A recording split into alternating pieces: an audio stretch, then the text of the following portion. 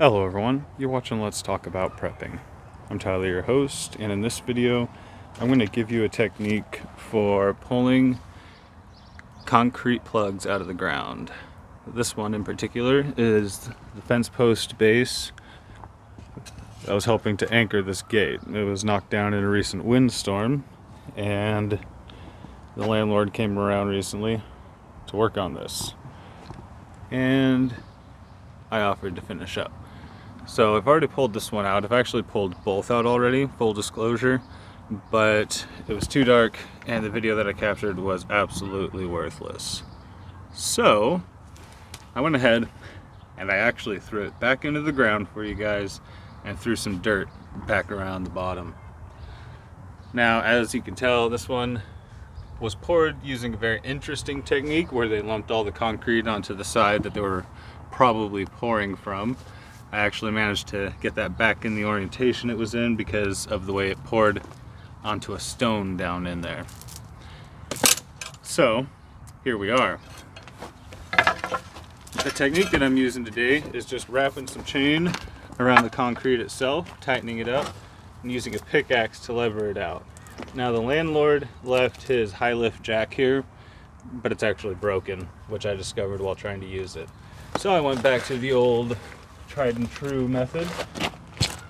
Let me make sure I'm lined up here pretty well. All right. And what I did was I wrapped this chain down and around this point here where there's a nice chunk of concrete to choke up on. Now, the nice thing about chain that if you haven't worked with it a lot, you may not be familiar with, is that it has pretty good constrictive strength when you twist it like this. Each coil sort of locks onto something or onto the next coil. And whereas a rope or something else might try to slip, a chain of the proper size will actually, like I said, constrict down onto, especially something like concrete with a lot of jagged points on it. So all I do here is twist it down till it gets pretty tight and about to where the point of my pickaxe is. Get the tip right on through there. Let me check to make sure we're on camera. Oh yeah. Now obviously this is going easier than when I did it originally, but it's a pretty nice approximation. And there you have it. A good 20-something inches of concrete plug that was never done very well and is now once again out of the ground.